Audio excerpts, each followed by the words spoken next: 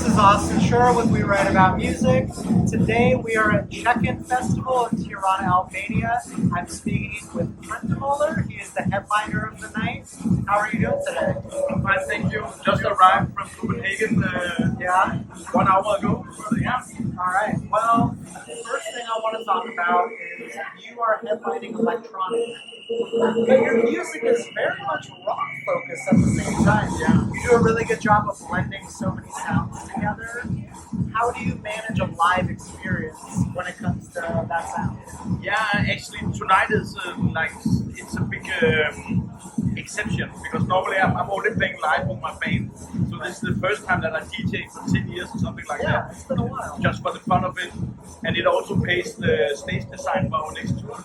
So this is kind of a test run before you get into No, it's just for fun actually. Yeah, just for fun and then yeah. But you know, mixing genres is not something that I really think so much about. I just try to do good quality music and see where the music takes me. So I started doing more electronic stuff, and now it's when we're playing live, it's more like a hybrid. I think it's more towards shoegazy stuff, but it's still quite. We still have that punk energy also. I was gonna say, like, your music is quite emotional.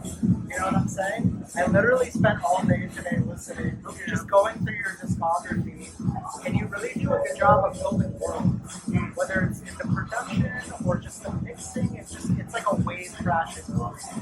It is actually what I'm trying to do also, like creating my own little universe. It's like a dream universe thing that it's also a space where I really feel safe in a way, but also a place where I want to explore myself and try to see if I can do something that I'm trying not to repeat myself. That was what I'm trying to say. Every artist is doing that, of course, but you know that always pushes me. I think the next album should not be the same as the last album. So there's always this hunt for something different.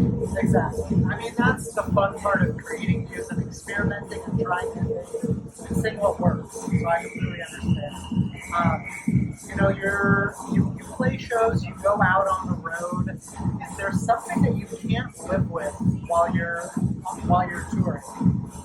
That you have to have with you? Yeah, but actually, to be honest, I really like when I have the time, when there's some quiet space to do music, because I always bring my MIDI keyboard and laptop, and I really like, most of the times we are touring in a band bus. We are 11 people on the bus because we have 5 in the band and 5 in the crew and 1 voice guys. So I really like when we have the time going from one city to another, just sitting with my headphones on and try to do some music. So the headphones are the most important. Yeah, kind of also because I have 2 children at home. So finally to have some space, some quietness, I don't have to go to the kindergarten to pick them up and stuff like that. So that's really nice. It's kind of a break from real life. Exactly. It's touring is really like being in a bubble. Absolutely. So, yeah. I also want to talk about remixes and collaborations. Obviously, you've been doing this for a while, and so much of the music that I heard is like you taking classic songs from Depeche Mode or Moby or something like that, and again, creating your own world. I want to know, how does it work within those collaborations? Does the artist reach out to you? Do you reach out to them, or is it a collaborative effort? No, I've been so lucky that all the artists has reached out to me when they have a new song and if they want my take on it.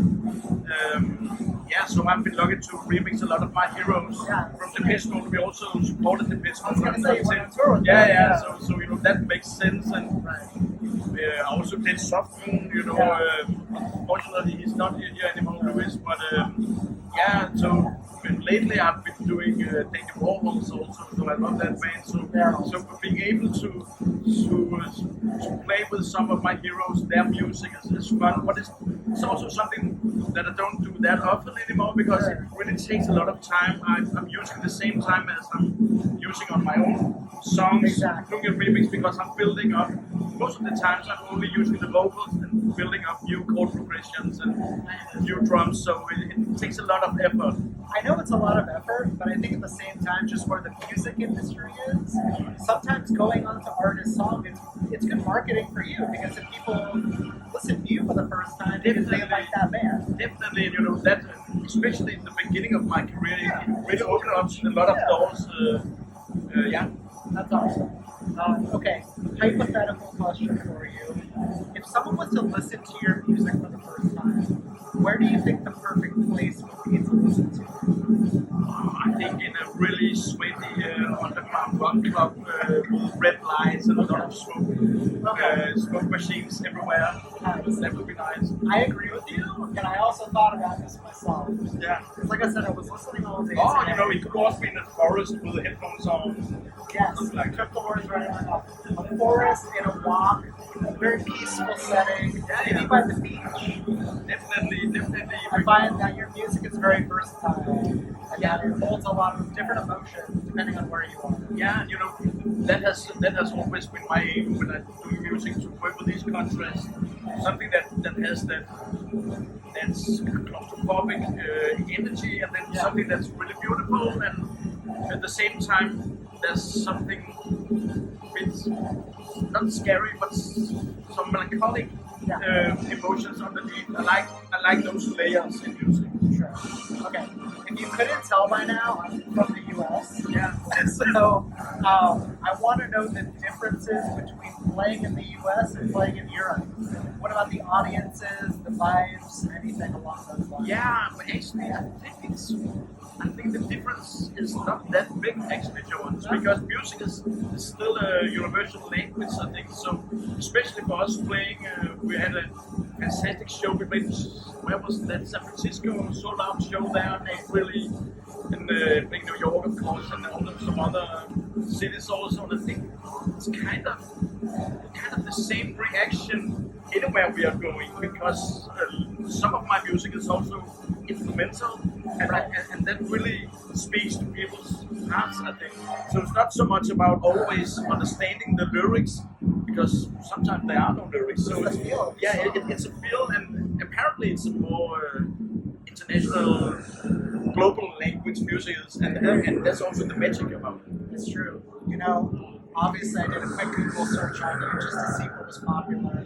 And one of the main things that came up was your 2011 Coachella set, in which people were raving about how amazing it was. They may not have known you at the time, but I think potentially it helped to put you on the map. And I think to this day it's still one of the biggest and most relevant festivals. Definitely, and you know, after playing that show, I could really feel that we had a lot of extra attention. Suddenly we're doing interviews and radio shows and stuff like that. We did the KEXP, we also did that 4 months ago, 5 months ago. That was fun. I was in Seattle, right? Yeah. So you know, that made it a bit easier for us to play in the States. It's still my main market is still Europe, I think. So, but I really hope, I know we will come back and play in the States for the next album. I'm in Los Angeles. Yeah. So we have a ton of clubs and a ton of festivals. Come on, guys. We played there. We had a good show there. Yeah. Very cool. We played the Echo Flex. Yeah. It was nice. Yeah. Still alive and maybe. That was a nice venue. Yeah. I have a couple more for you. I want to know, if someone was to listen to your music for the first time, is there a direction you would point them in your discography? Of course, as you know, every artist would say my latest album, because that is where I am now. But you can also start with my debut album. Yeah. It's a little bit more electronic, but it still has there's still this natural development from the first album to where I am now. Right. And the first album also has those hybrid mixed stuff. There are still guitars and real drums and this kind of melancholic vibe to it.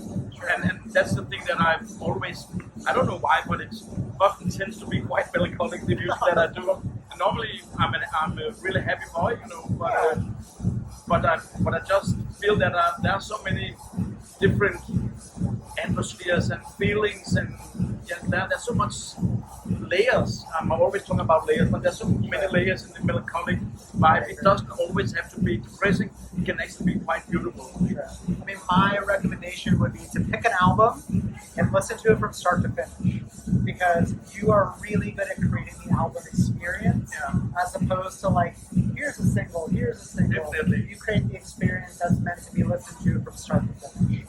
Doesn't matter where you start, just start. Thank you, because that is exactly what I'm trying to do. And now it's a little bit hard because Spotify is all about, singles and short, very short songs, and so the whole album format is maybe a little bit old-fashioned, but I really love it because you're going on a journey, and it really you really need as a listener to sit down and go into the music. That's what I'm saying. Use 1 hour on it, and hopefully it will give you something. I agree.